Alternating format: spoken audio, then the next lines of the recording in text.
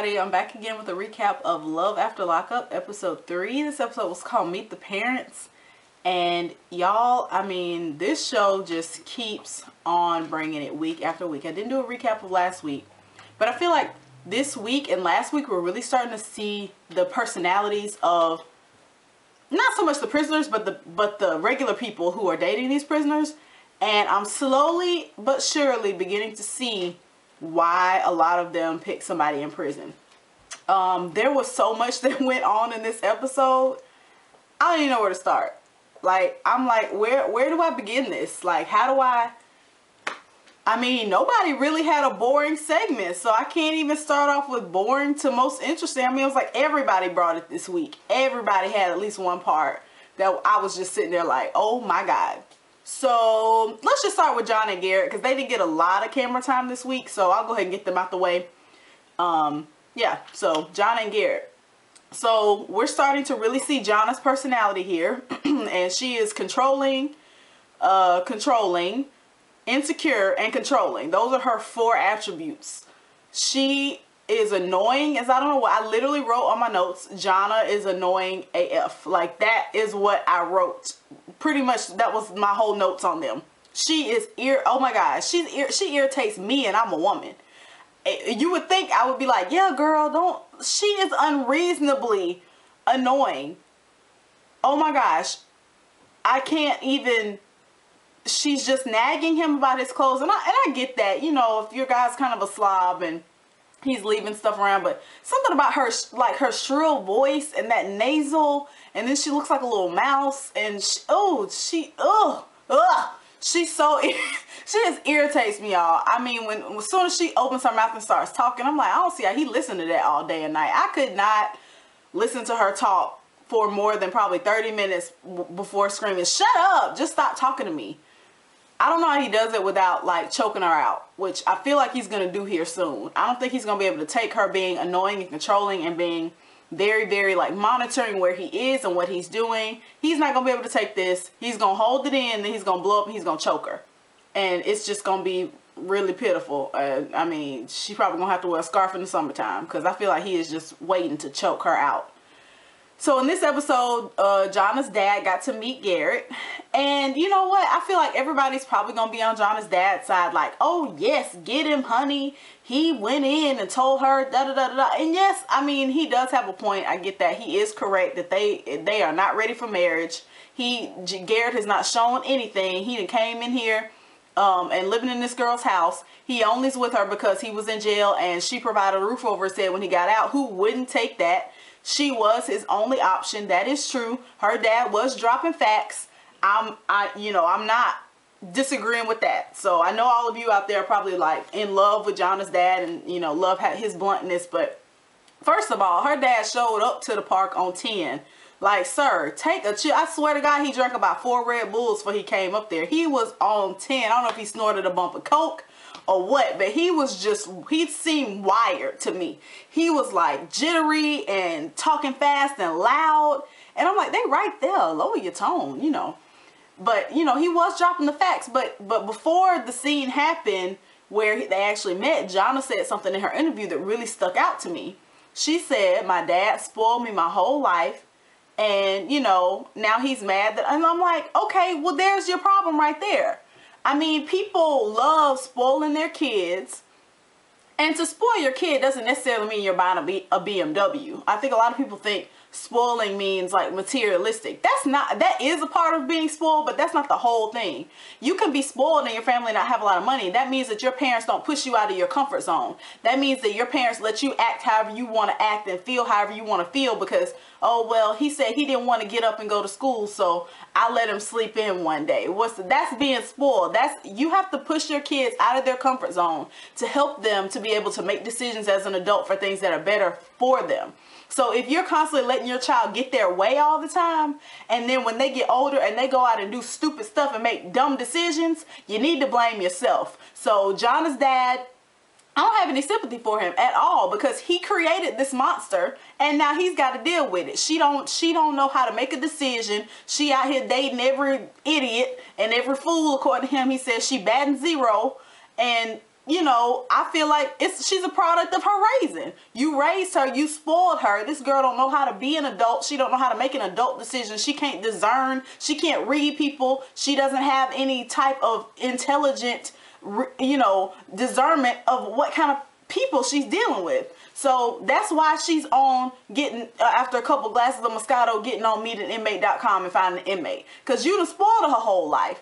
So, you know what? You created this monster, Johnna's dad, because I don't remember, Father Johnna.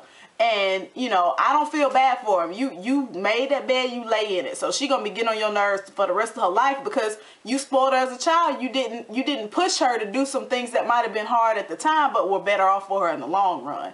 So he going to be dealing with this. I mean, even if her and Garrett don't stay together, he's still going to be dealing with her doing crazy stuff because her word, she was spoiled. So that's what I think about her. What else happened with them? So Garrett got a car, which I think is great. I really think Garrett needs a car. I mean, you can't have a job without a car. I mean, I know she said he could get a bus pass, but you know, I think he does need a car. Did I think that he needed a $13,000 car? No, but that's none of my business. The one thing that I will say that really shocked me was that Garrett, I think it said he was what, a month out of prison? If that?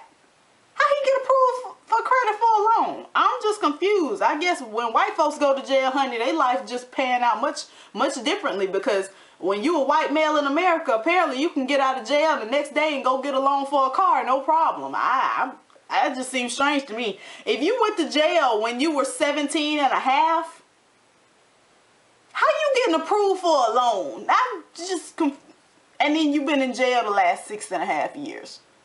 How that work? That's some special white magic, ain't it, y'all? That's some special white magic there. But he got approved for the loan, and he pulled off in that 2010 Nissan Altima, pushed the start. Woo! He was so excited he couldn't believe it. He thought he was driving a spaceship out of there. He was so excited, and it was a nice looking car. And you know, he does need a vehicle. You know, I think he should have stayed in the $5,000 range that his grandma was gonna give him, because that man was talking about $280 to $300 something a month for a car note. And I'm like, who gonna be paying that? I guess Johnna? His grandma? I don't know who's paying the car note. Can we try to figure out who's paying the car note? I'm not sure. But anyway, somehow the car note gonna get paid, or the car just gonna get repossessed. I'm really not sure. But anyway, he pulls up, honks the horn. You know, Johnna looks out the kitchen window, and there he is standing there, and she was just irritated from jump. And I knew, I mean, it was to be expected. She clearly does not want him loose in the streets. She don't want her dog off the leash, baby. She want him tied to the chain in the tree in the backyard where he belongs. So she's not happy. She's not happy, number one, because she don't want him to have freedom. She didn't say this, but I know that's why.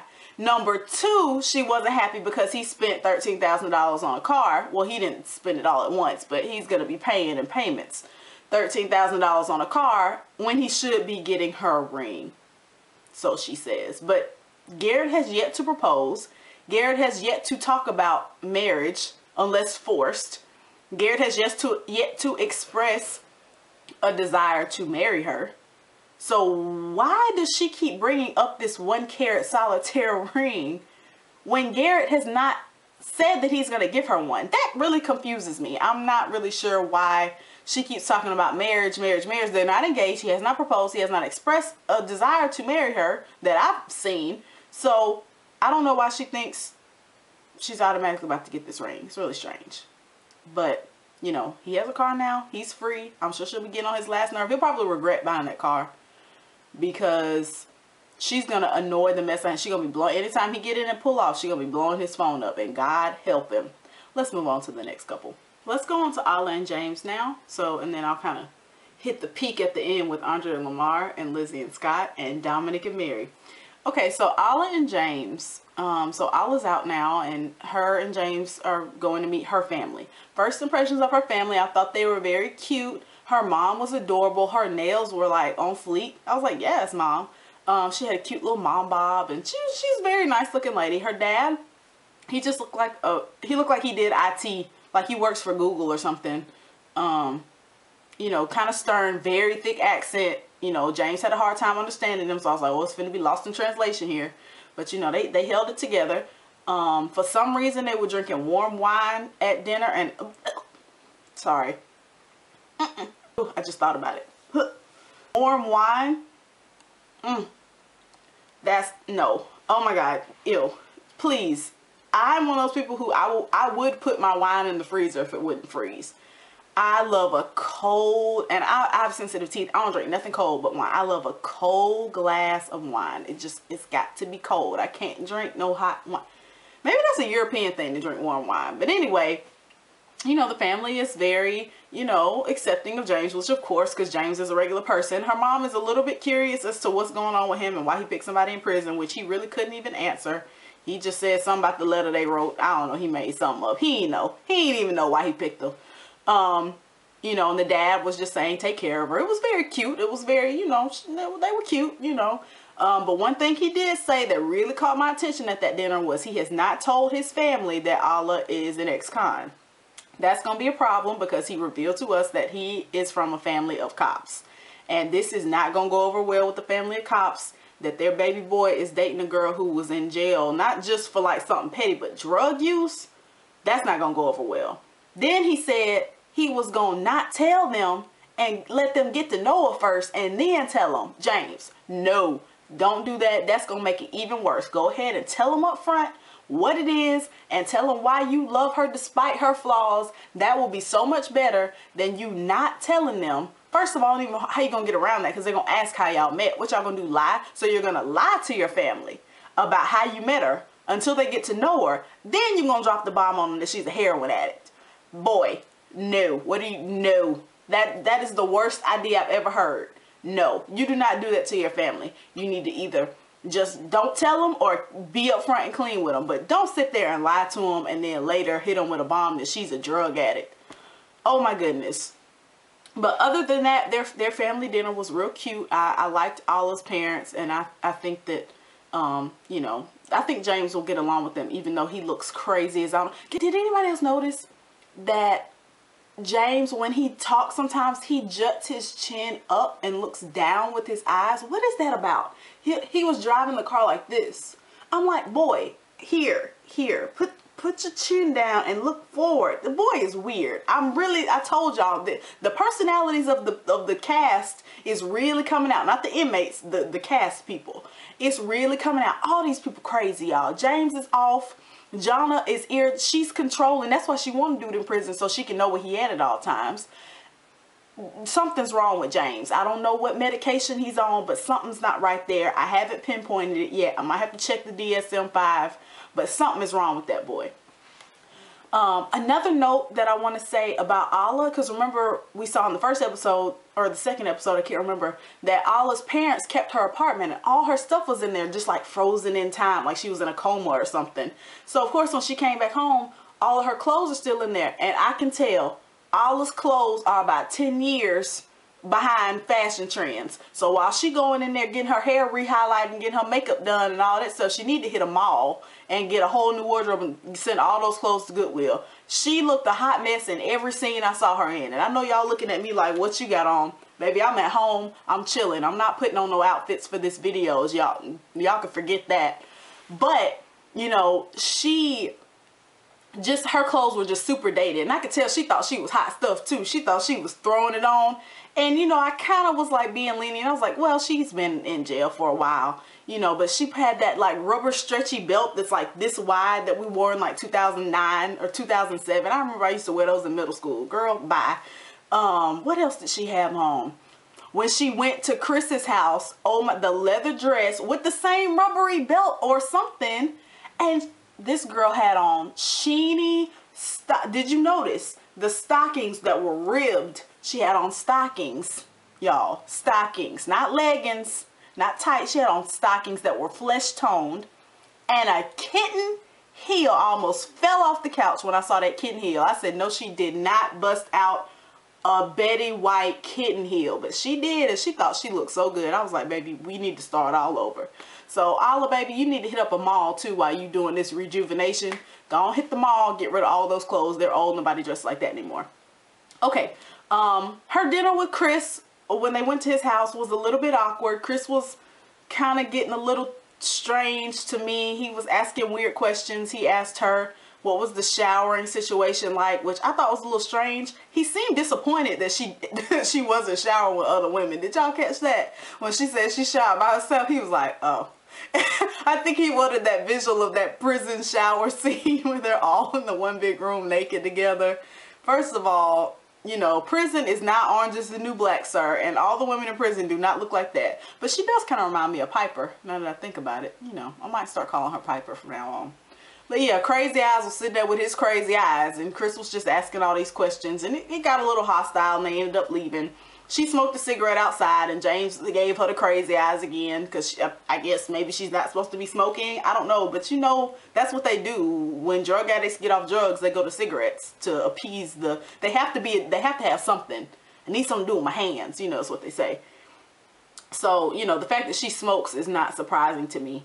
I just hope that it stays there and doesn't go any further, which I'm not holding out hope for that. But anyway, I think that's enough on them. I think that's everything that happened with them. But, you know, James is definitely off. Something's wrong with him. And him lying to his family is not going to work. But we're going to move on to the next couple. All right, so we met a new couple this week, Dominic and Mary. So Dominic and Mary met at a bar that I think she was working at. And some guy was like harassing her, and Dominic stepped in and she said he slapped the dude. And I'm like, open hand? Anyway, he slapped the dude and like came to her rescue, and it was love at first sight, and they spent 30 days together, and then he got into a bar fight, and then he went to jail for 6 years for a bar fight. So my immediate thought was that had to have been his third strike, because you do not go to jail for 6 years for fighting in public. You really don't. So that he had already had some charges against him. He probably had a few warrants. He was already in trouble, and that was just the last straw, and they threw him in jail. So it's 6 weeks until his release. Mary goes out with her two best friends, who are apparently Pepe Le Pew and a new age Bette Midler from Hocus Pocus. And they're just talking, and you know, Bette Midler was just really like just coming for Mary, saying she's not approving of this relationship. She thinks it's a bad idea, blah blah blah. Mary's not hearing it. Pepe Le Pew said something, I don't know. Anyway, who cares? She was arguing with her friends about them not liking her relationship. I mean, I could write the script for these shows. There's always going to be some friends who don't agree, and the person's not going to listen to them. Boom, that's done. The next thing was with them was she was really excited about this conjugal visit. So Mary, you know, she's standing outside the prison. Well, she rides to the prison 4 hours, travels 4 hours, which, ooh, that's my limit in a car. She travels 4 hours to see him for this conjugal visit that's supposed to last like 2 days, like a little weekend, little getaway. And she's got all her bags and she's ready, and she was going for the no makeup look, but I could tell she still had makeup on. But you know, she's had so many lip injections. Ugh, she looks terrible. She has had so many lip injections. Her lips look like a butt. I mean, her lips look like a butt, and her eyes are like really tiny. I don't know. She's very strange looking. She has those painted on Ica eyebrows that I cannot stand. And her lips are just, look, her lips look like crap to me. She needs to go back to the doctor and tell them, just give me my old lips back. I don't know what they look like, but she needs to get them back. So she was going for the no makeup look, but she still had a face full of makeup on. And she's excited about the conjugal visit. And, you know, she goes in there, and then they're like 20 minutes later. And I was like, uh-oh. And she comes out with all her bags. I was like, oh, no. And she said that there were drugs. They scanned her jacket, and there was drugs on her jacket. She said they said that as if there weren't drugs on the jacket. And then she told a lie and said, they're being real strict today. No, boo. It's not they think there's drugs on your jacket. They scanned your clothes and found drugs on your jacket. Now, she had already admitted previously to being a party girl. She said she was wild. She met Dominic being wild. Both of them wild. I mean, it wouldn't surprise me if she snorted a little coke. I mean, honestly, she probably had a little coke on her jacket from a party. And she probably, you know, didn't wash it, because who washes their jackets that often? And she had drugs on her jacket, because she probably does drugs occasionally. I'm not surprised. She probably pops Xanax. She probably pops ecstasy on a Friday night. She looked like one of them type of girls who popping a pill here and there to have a good time is not a big deal. So, you know, but what you messing up is your life with your man. So now you can't go see him. You roll 4 hours to go see this man for a weekend conjugal visit, and you can't even get in the place because you got drugs on your jacket. You need to do better. That's all I'm going to say about that. You just need to do better. You got to do better. Wash your jackets after your night of snorting coke at the party with all the white folks, okay? Well, let me not say that because black folks do coke too. But yeah, that was it for, you know, fake Kanekalon Kardashian. I don't know what I want to call her. I'm throwing K names around, but I like Kanekalon right now, so I might just call her Kanekalon Kardashian. And Scott Disick. She fake Scott Disick. He fake Scott Disick, and she's Kanekalon Kardashian right now. But anyway, that was it for them. But I'm glad that we got to meet a new couple. And I think there's one more that we haven't met yet. So hopefully we'll get to meet them next week. WeTV is really dragging this season out, which I'm not mad at because that means more episodes. So drag it out. Let's move on to the next couple. Now we're getting in the thick of it. So let's go on to Andrea and Lamar. So Lamar's out. He is happy. Lamar can't believe that he's out. Everything is new to him. And you know what? Y'all probably gonna be mad at me, but I got a little soft spot in my heart for Lamar. I like Lamar so far. I'm just saying, from what I saw last night, Lamar seems funny. He talked like Ice Cube. He literally could have been a member of NWA. I loved his California Compton accent. He was cracking jokes. He was making Andrea laugh. He seems very personable. Everything was new to him. He was like a little kid, like at Disneyland. I mean, the TV was amazing. The hotel was amazing. The fact that the hotel didn't have a key, it had a car, just baffled him. The car wash. I mean, he was just, everything was new to him, and I had this big stupid grin on my face the whole time I was watching his scenes because it was just so cute to me how everything was new. I just thought he was so adorable. Now, Andrea, on the other hand, the cute stuff is gone. Let's get serious. Andrea is crazy. I'm starting to see, I told you, I'm starting to see these people's personality. They're slowly coming out. This lady is nuts. She is crazy, and I see why she's dating a man in prison. This girl gonna turn up on the little girl at the car wash. The girl was about 18, 17. She was a child, first of all.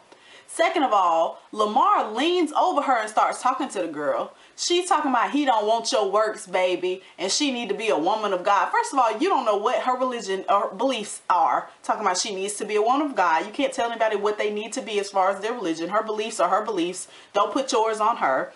Second of all, this little girl is doing her job. She's asking him what kind of car wash he wants, getting the money and giving him the change. And she's literally turning up on the little girl, talking about he don't want you, and then get mad at him. Well, I mean, she wasn't really mad. She was being kind of playful, but I think she was a little bit serious. Now, go on, ask her for the works. Don't do that.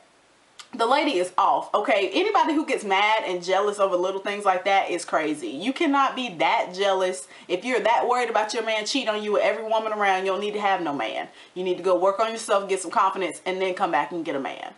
But anyway, so Andrea's a little bit off. They go through the car wash. Lamar's taking his shirt off, kissing on her neck. She's covering up the camera.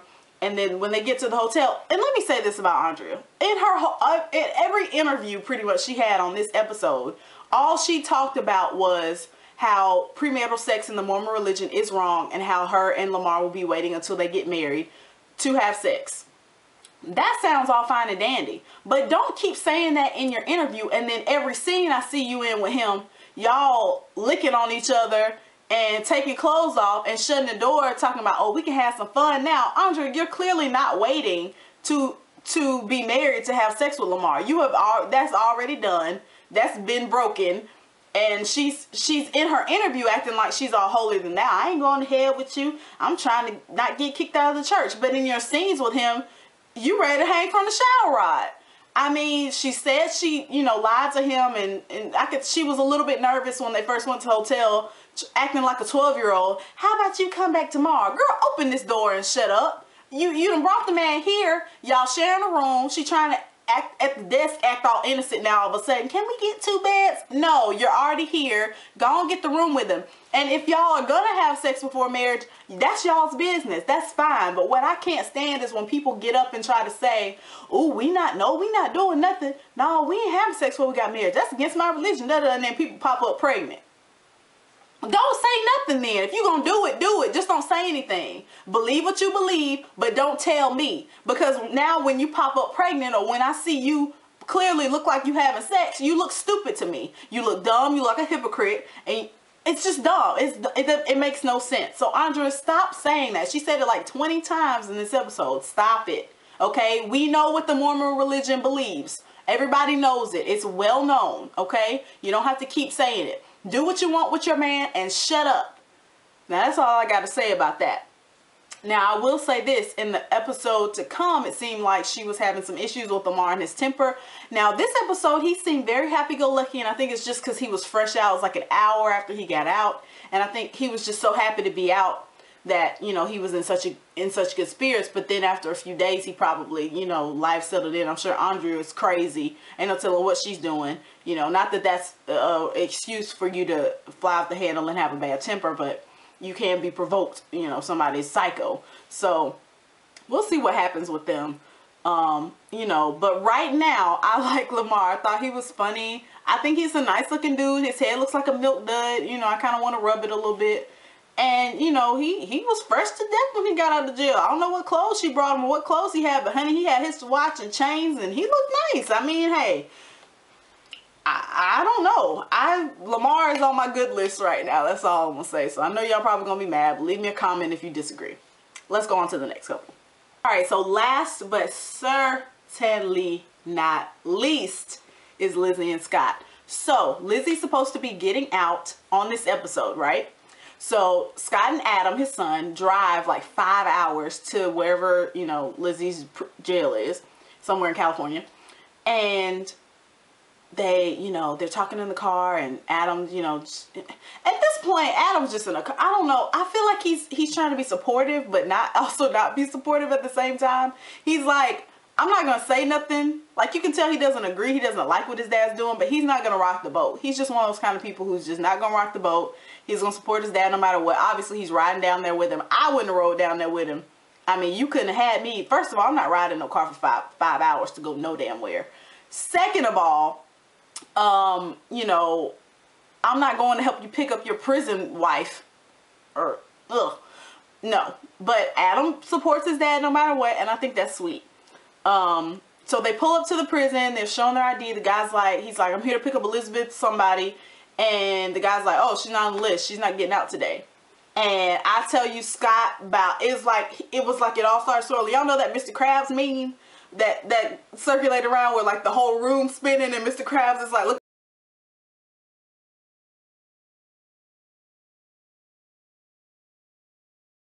That was Scott, literally Mr. Krabs meme. He looked like, I mean, so they pull over on the side of the road. He's puking up whatever Arby's or Jack's or whatever they ate on the way down there. He just can't believe, I think he was thinking about that 20 grand. He was thinking about all the time. Just that he got. I mean, it was like too much. He was just overwhelmed. And Adam, once again, Adam may as well have been one of the producers at this point, because he didn't help his daddy at all. He didn't care.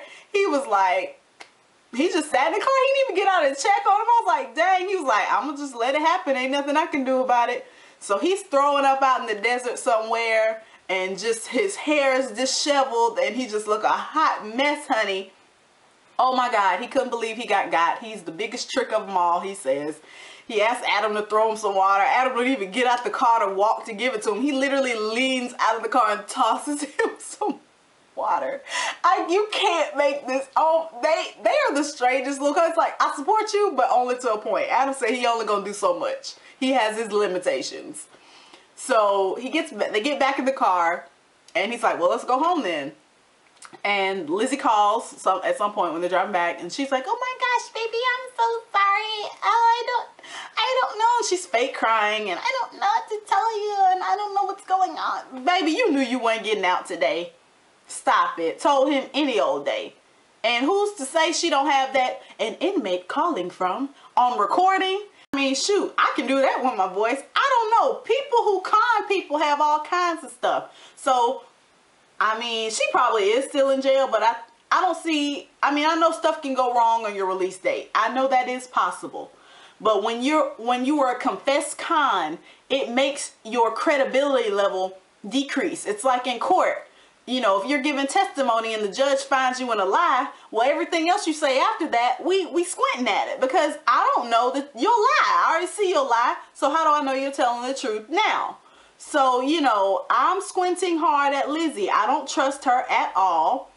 Somehow, you know, she convinced Scott that he's not a trick, that they're actually in love, because she said, you have all my social security number, my birth certificates, and my clothes. Why would I run off and take your money and run if you have all my stuff? Now, if you don't follow me on Twitter, then you didn't see that I broke down how a con works, and I will do it briefly here for those of you who don't follow me on Twitter. But basically, what a con will do to get their sucker to trust them is they will give them something. Like, you're giving me all this money, so I'm going to give you something in return, so you feel like we're both getting something out of this deal. The problem is that what the sucker is giving the con is actual real money. What the con is giving the sucker is something that really holds no value and means nothing. So Scott's giving Lizzie $20,000. Lizzie gives Scott her birth certificate, her social security number, and her clothes. First of all, what is Scott going to do with Lizzie's social security number?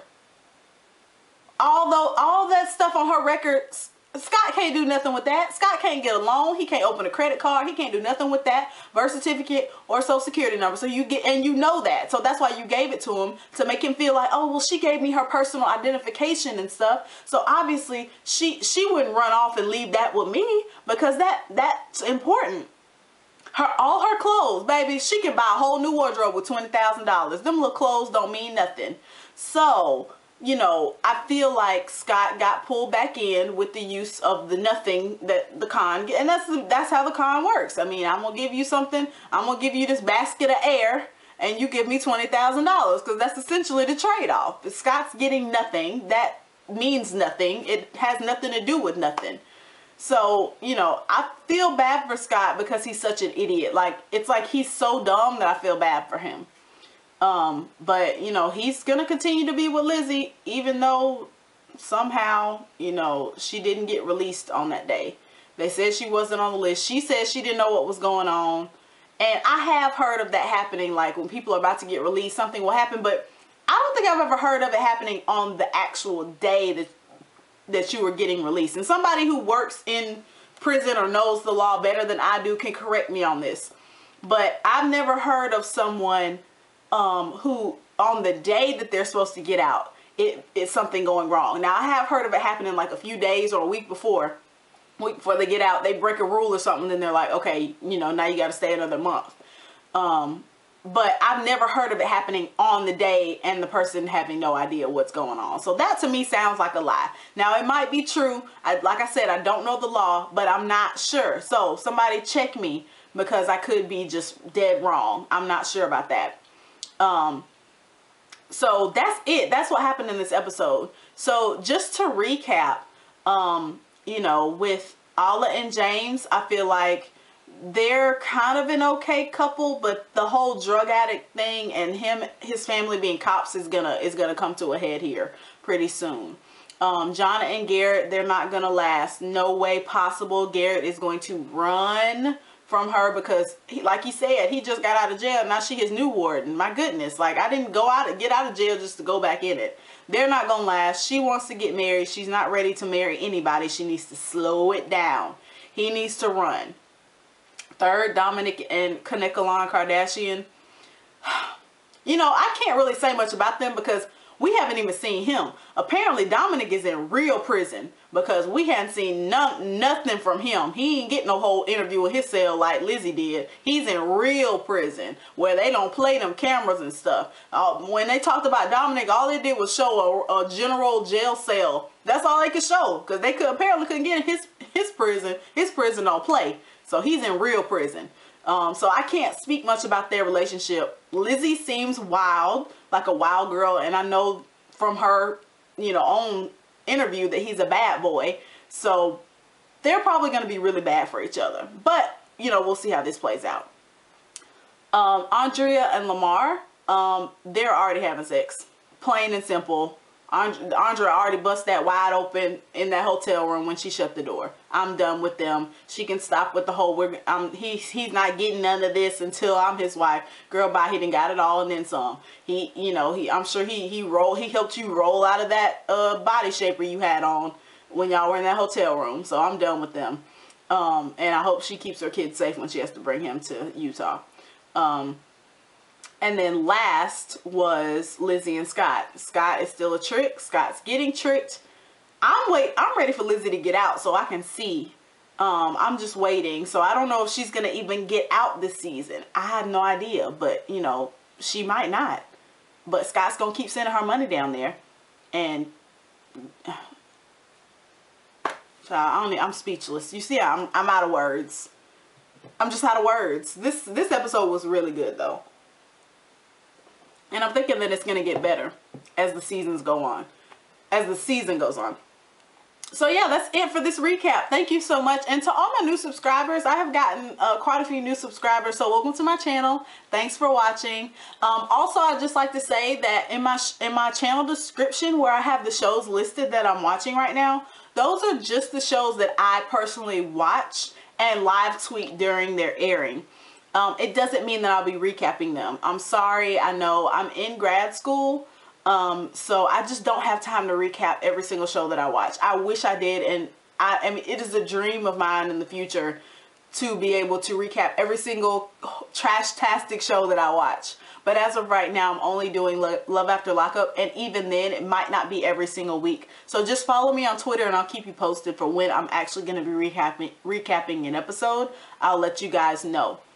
And then when 90 Day Fiance comes back, I will pick up with recapping that as well. So the list of shows in my description is just shows that I'm watching. It doesn't mean that I'm going to recap them. I'm so sorry. I know all of you are like, oh, we want to see more recaps from you. I promise. I wish I could. I just don't have the time. I'm sorry. But thank you guys so much for watching. I really appreciate it. So just follow me on Twitter at Nikki_P_tweets for live tweets during all the shows I watch. And for updates on recaps for Love After Lockup. And I'll see you guys next time. Bye!